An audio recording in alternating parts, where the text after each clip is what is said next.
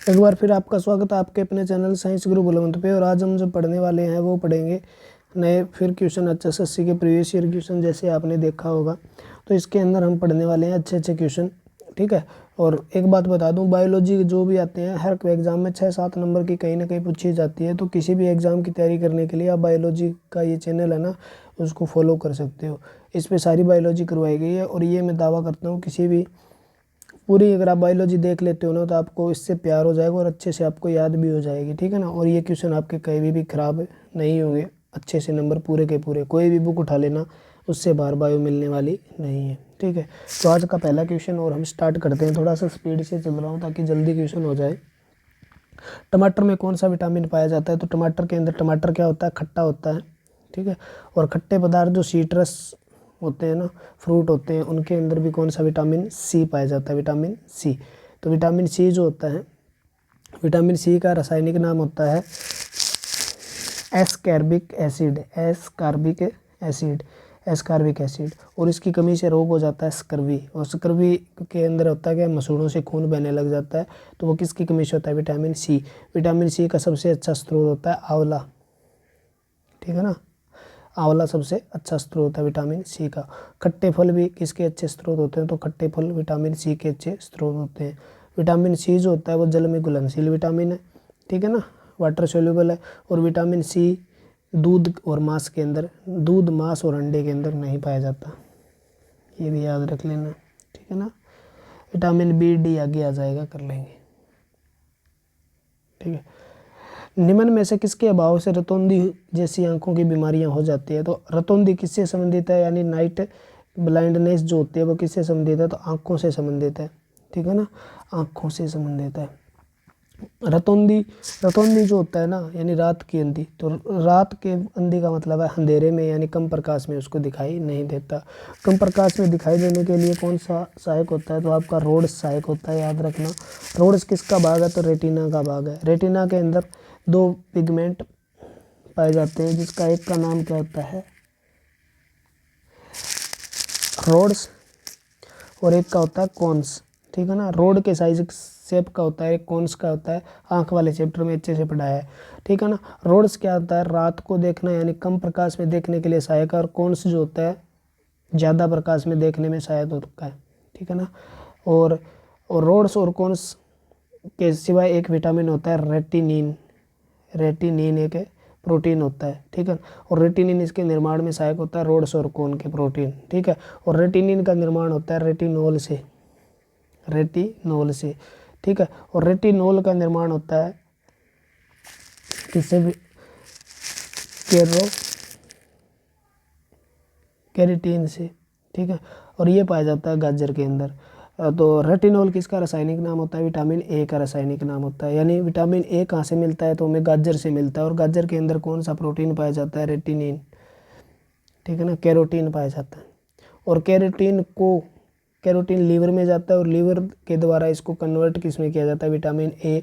और ये जाकर आँख के रेटिना भाग को प्रभावित करता है, उसके फॉर्मेशन में सहायक होता है, ठीक है। और विटामिन ए की कमी से हमें कौन सा रोग हो जाता है? रतौंधी। एक दूसरा रोग भी होता है जीरोथैलेमिया, ठीक है, वो भी विटामिन ए की कमी से होता है।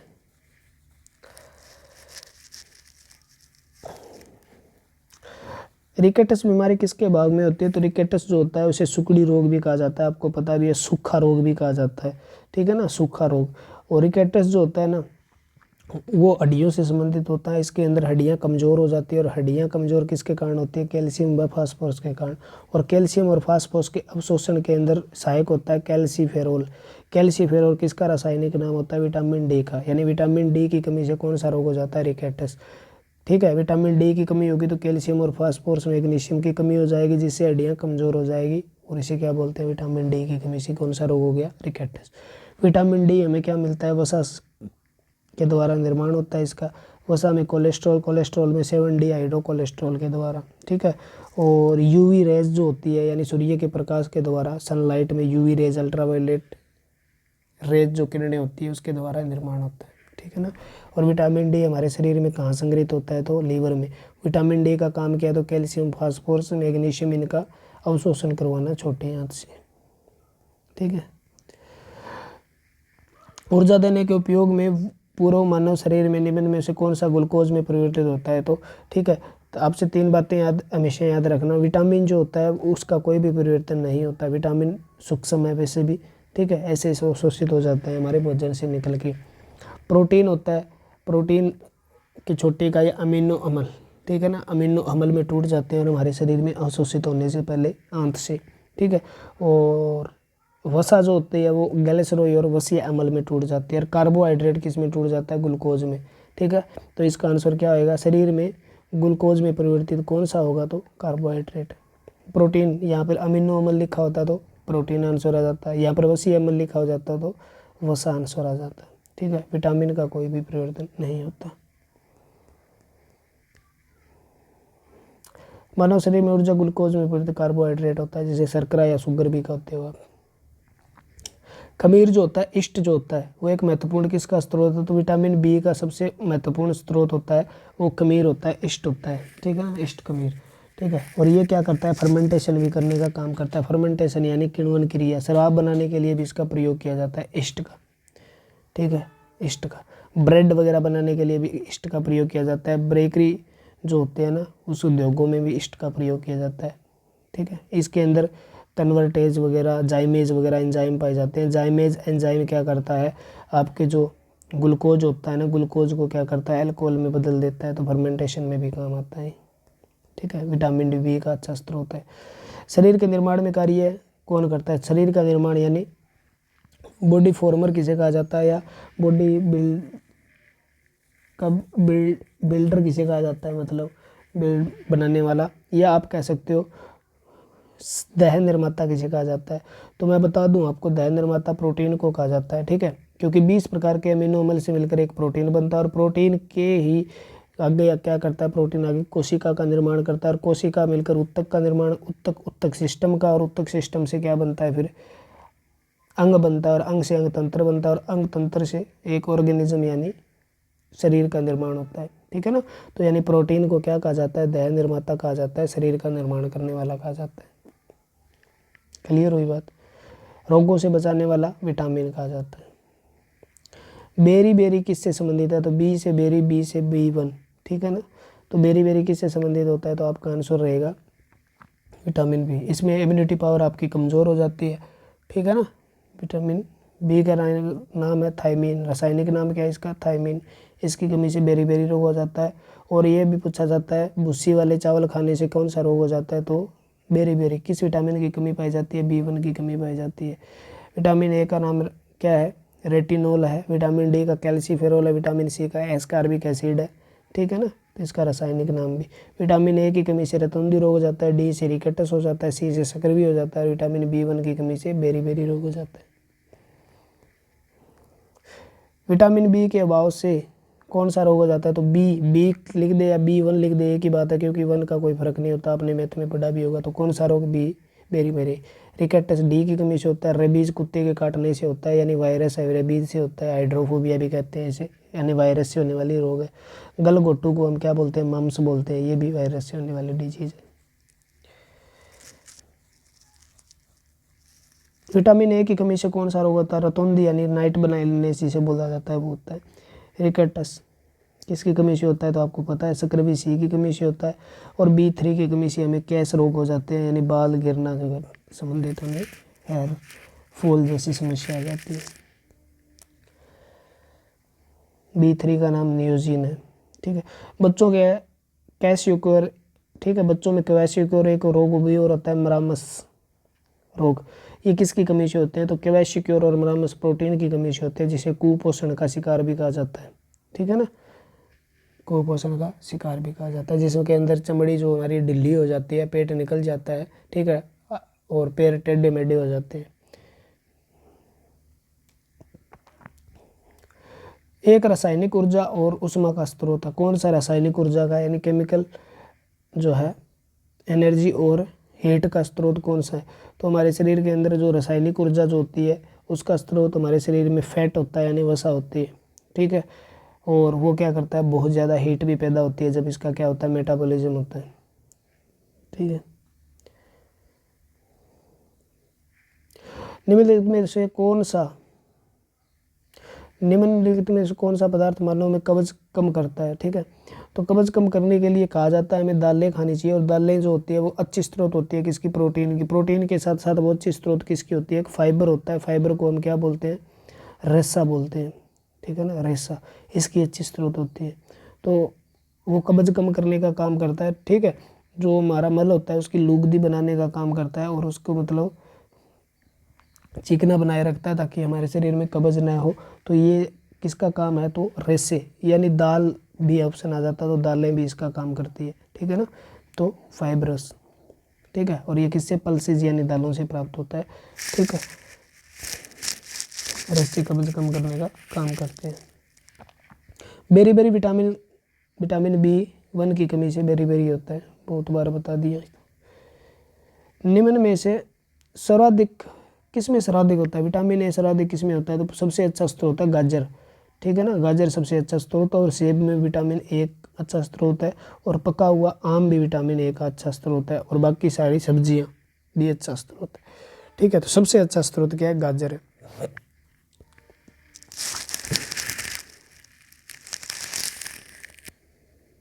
ठीक है। विटामिन सी की प्रचुर मात्रा किसमें होती है, तो खट्टे फलों में होती है, याद रखना, सिट्रस फ्रूट जिसे कहते हैं। गाजर बीटा कैरोटीन का अच्छा स्रोत है, जो कि हमारे शरीर किसमें, देखो मैंने पहले बताया था, गाजर के अंदर क्या पाया जाता है, कैरोटीन पाया जाता है। कैराटीन जो होता है और दो प्रकार का होता है, जैसे ऊन के अंदर कौन सा कर, तो अल्फा, नाखून के अंदर अल्फा कैरोटीन पाया जाता है, ये क्या है, प्रोटीन है, ठीक है ना। ऊपरी त्वचा में, खुर में, सींग में अल्फा कैरोटीन पाया जाता है। लेकिन गाजर के अंदर कौन सा कैरोटीन पाया जाता है, बीटा कैरोटीन। जो बीटा कैरोटीन है वो क्या करता है, हमारे शरीर में लीवर में जाता है, और लीवर में जाने के बाद, ठीक है, लीवर इसको किस में कन्वर्ट कर देता है, विटामिन ए में, जिसका नाम रासायनिक है रेटिनोल, ठीक है। और ये आगे आंखों के लिए अच्छा है विटामिन। प्राकृतिक वसा और तेल किससे बने होते हैं, तो प्राकृतिक वसा यानी नेचुरल फैट जो होता है या ऑयल होता है किससे बना, तो कार्बन, हाइड्रोजन और ऑक्सीजन से मिलकर बने होते हैं, ठीक है ना। हाइड्रोकार्बन इसीलिए बोला जाता है इसे। तो कार्बन, हाइड्रोजन और ऑक्सीजन से मिलकर बने होते हैं, तो याद रखना कार्बन, हाइड्रोजन और ऑक्सीजन, ये ऑप्शन हो जाएगा इसका। कार्बोहाइड्रेट भी किससे बने हैं, कार्बन, हाइड्रोजन, ऑक्सीजन से। वसा भी कार्बन, हाइड्रोजन, ऑक्सीजन से, लेकिन कार्बन, हाइड्रोजन, ऑक्सीजन और नाइट्रोजन से मिलकर बने होते हैं प्रोटीन, ठीक है। आयोडीन का अच्छा स्रोत कौन सा है, तो आयोडीन का अच्छा स्रोत होते हैं समुद्री खाद्य यानी सी फूड जो होता है वो अच्छा स्रोत होता है, ठीक है ना। और आयोडीन सबसे अच्छा मिलता है शैवाल के अंदर, कौन से शैवाल के अंदर मिलता है, तो आपको याद रखना है लेमिनीरिया नमक शैवाल के अंदर मिलता है। एल्गी जिसे बोला जाता है, ठीक है ना। एल्गी शैवालों को बोला जाता है, एल्गा एक शैवाल को कहा जाता है, ठीक है। काई बोलते हो जिसे आप। भोजन में ऊर्जा मूल्य को किस में मापा जाता है, तो वो आपको याद रखना कैलोरी के अंदर मापा जाता है। किस में मापा जाता है, कैलोरी, ठीक है। कैलोरी किसकी इकाई भी है, तो कैलोरी शरीर में ऊर्जा की इकाई भी है, और हीट की इकाई भी जो है यूनिट भी कैलोरी है, ठीक है। कार्य करने की इकाई जूल है, और टेस्ला मैग्नेटिक फ्लक्स की है, मैग्नेटिक फ्लक्स की है, चुंबकीय, ठीक है, फ्लक्स जो इसका इकाई है। तो प्रोटीन किसकी इकाई है ही नहीं। किस तत्वों की कमी से भूख नहीं लगता और शरीर का विकास कम होता है, तो हमारे शरीर के अंदर देखो कुछ पाया जाता है, जैसे कॉपर जो होता है वह किससे संबंधित है, तो ब्रेन और मेटाबॉलिज्म प्रकार की क्रियाएं जो दिमाग और मेटाबॉलिज्म जो होता है ना उपापचय क्रियाओं में सहायता करता है कॉपर, ठीक है। आयोडीन जो होता है मेटाबॉलिक प्रोसेस करता है और थायरॉक्सिन का निर्माण करता है, थायराइड ग्रंथि को परिपूर्ण होता है और गंगा रोग से बचाता है। लोहा जो होता है आरबीसी के निर्माण के लिए सहायक है। ये आरबीसी में क्या पाया जाता है, हीमोग्लोबिन पाया जाता है, और हीमोग्लोबिन के अंदर हिम होता है, और हिम के अंदर क्या होता है, लोहा होता है, ठीक है ना, जो क्या करता है ऑक्सीजन के सेवन में सहायता करता है, ठीक है। लोहे की कमी से हमें एनीमिया रोग हो जाता है, एनीमिया, ठीक है।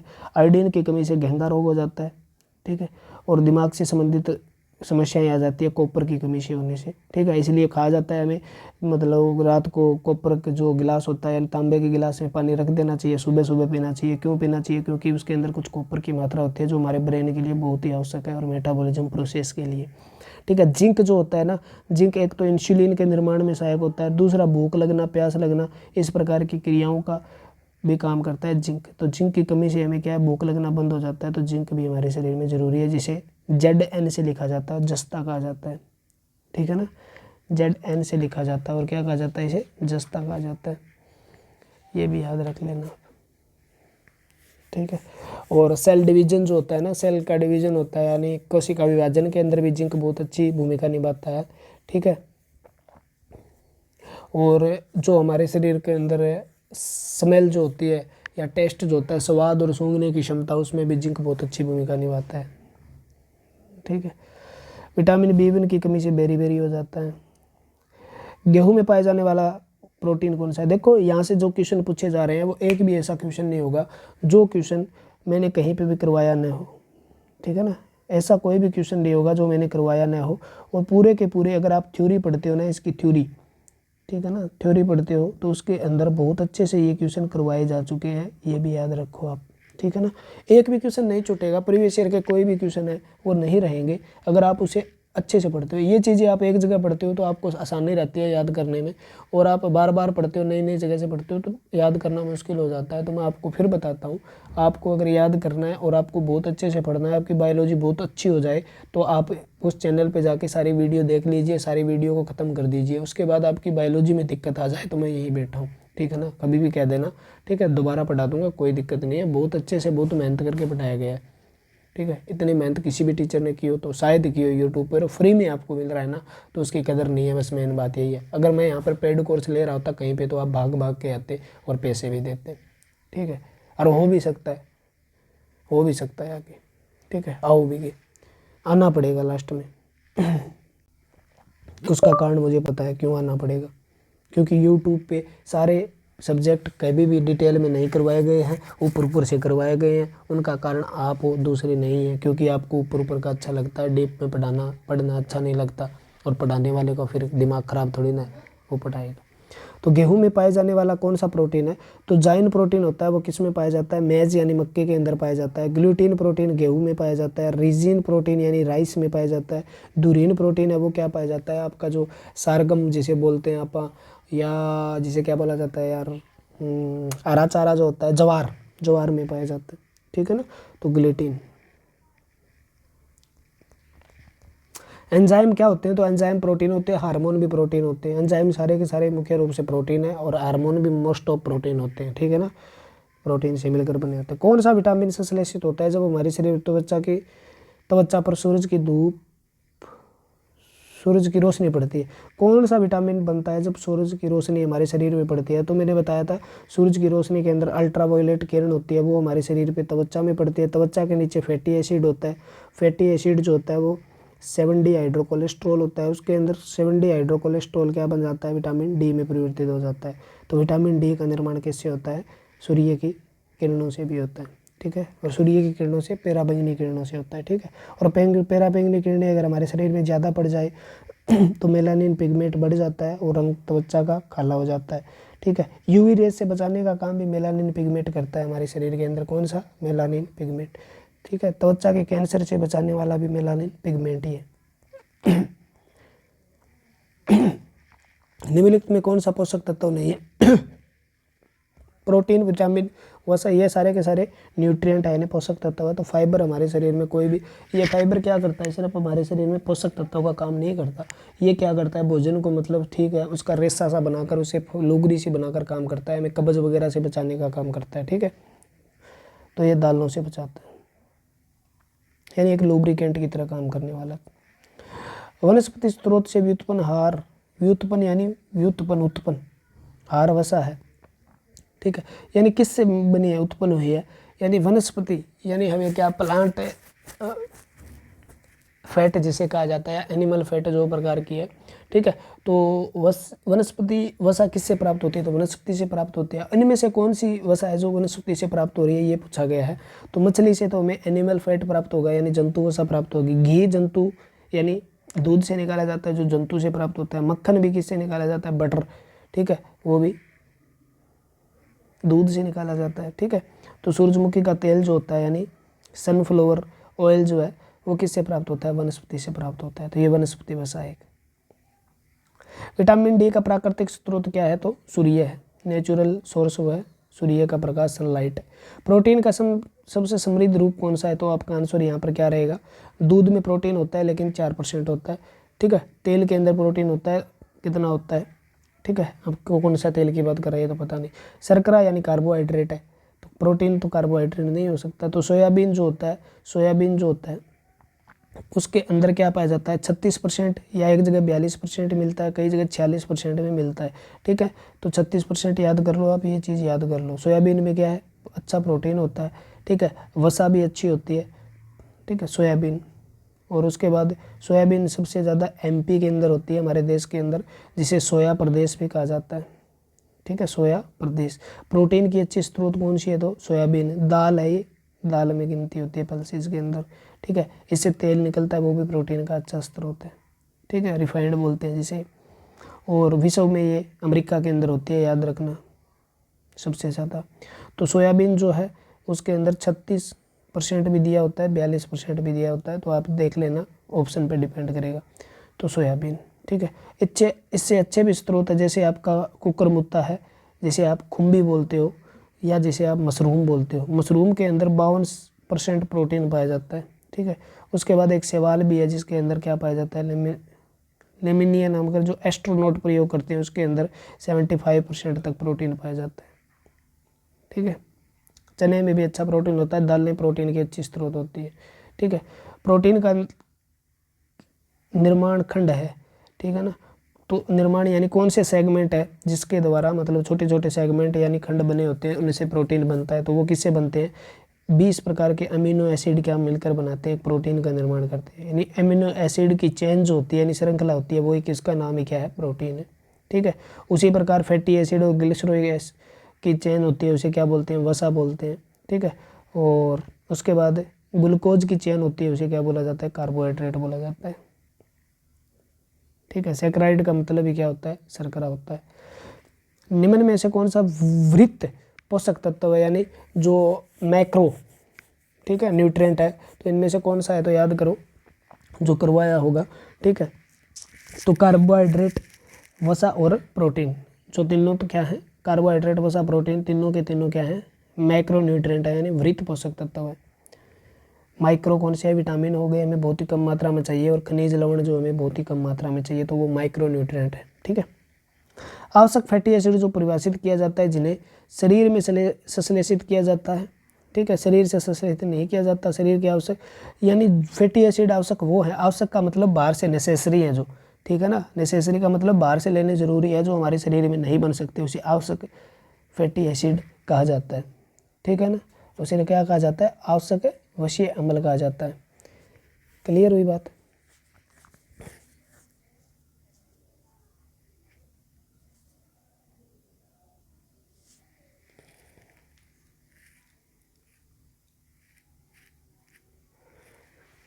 ठीक है, इसमें थोड़ा सा वो कर लेना, करेक्शन कर लेना, फैटी एसिड की जगह आप क्या करोगे, अमीनो अम्ल कर लेना, याद रख, यहाँ से क्वेश्चन आता है अमीनो अम्ल। तो अमीनो अम्ल क्या होते हैं हमारे शरीर के अंदर, यानी 20 अमीनो अम्ल की ज़रूरत होती है, 10 की बाहर से लेते हैं हम।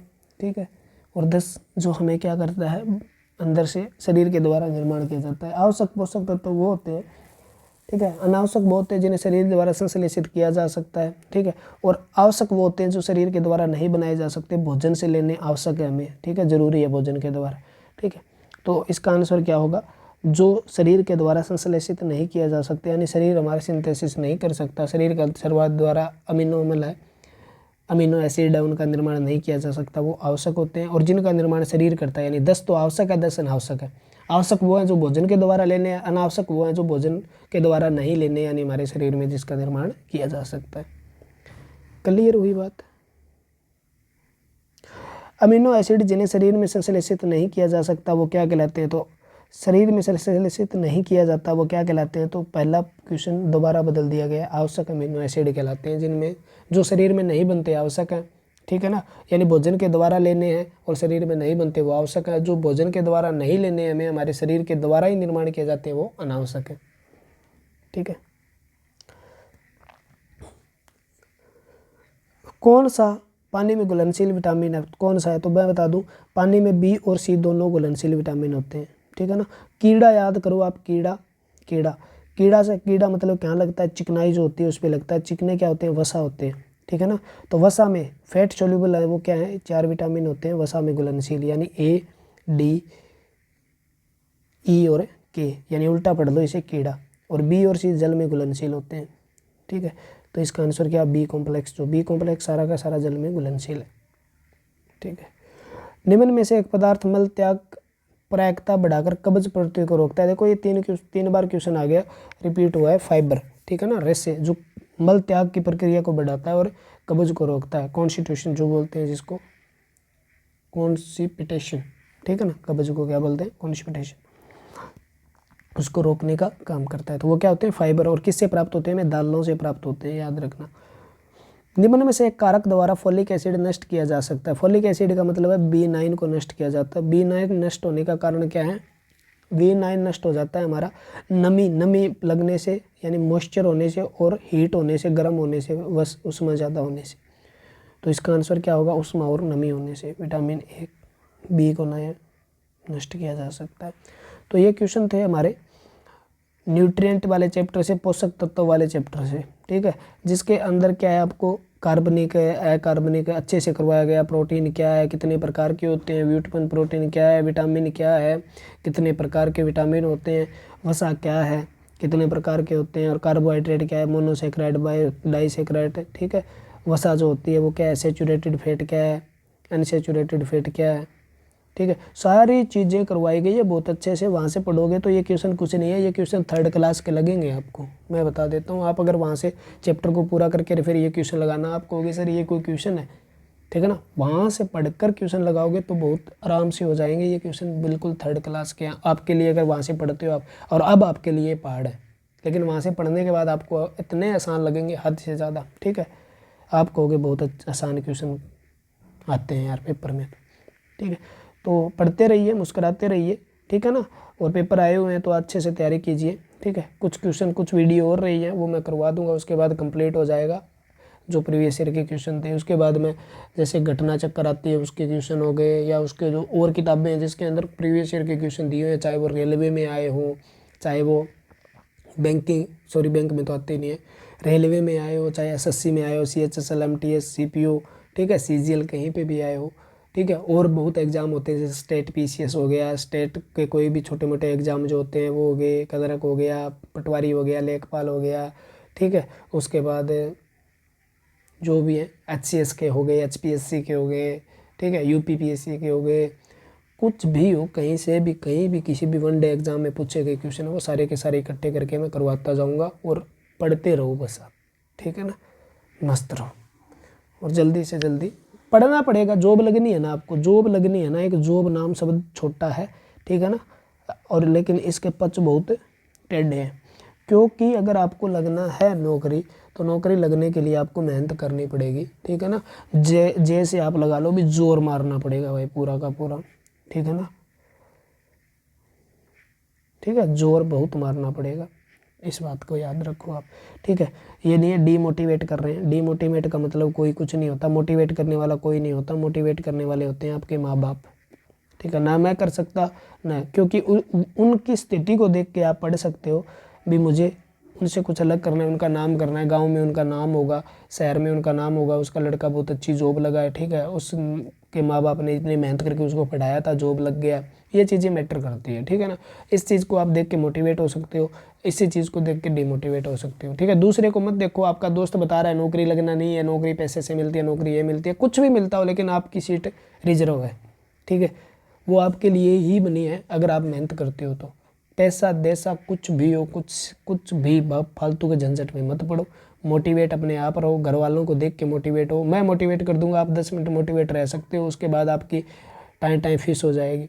ठीक है, घर वालों को देखो भी, मुझे उनके लिए कुछ करना है, एक टारगेट सेट करो आप भी, उनके लिए मुझे कुछ करना है और उसके लिए मैं आपको मेहनत करनी है, और उसके लिए मेहनत करोगे आप जॉब लग जाओगे। ठीक है, फालतू बातों में कुछ नहीं है। आप मतलब मूवी देख के मोटिवेट हो जाते हो, 2.5 घंटे मूवी देखी, 5-10 मिनट मोटिवेट हुए, फ़ायदा हुआ? फ़ायदा क्या हुआ? 2.5 घंटे की वीडियो से 10 मिनट मोटिवेट हो गए आप, 1 घंटा मोटिवेट, और 2.5 घंटे पढ़ते तो 10 मिनट से ज़्यादा काम आता वो। ठीक है ना, तो फालतू के चक्करों में मत पड़ा करो भाई। ठीक है, अपने घर वालों को देखो, उनकी स्थिति देखो भी, वो आपके लिए वो क्या कर रहे हैं, क्या किस प्रकार कर रहे हैं। 12-12 घंटे वो काम करते हैं डेली, आप 12 घंटे पढ़ लो तो बहुत अच्छे कामयाब हो जाओगे। ठीक है ना, आपके लिए करते हैं वो, और किसी के लिए नहीं करते, उनको सर पे लेके थोड़ी जाना है। तो इस चीज़ से आप मोटिवेट होकर पढ़ सकते हो। तो आज के लिए इतना ही, मोटिवेट होते रहिए, अपने आप को मोटिवेट कीजिए, और सबसे इम्पोर्टेंट चीज़ यही है, अभी सेल्फ मोटिवेशन लीजिए, बस दूसरों के चक्कर में मत रहिए, ठीक है। तो आज के लिए इतना ही, धन्यवाद, जय हिंद, जय भारत।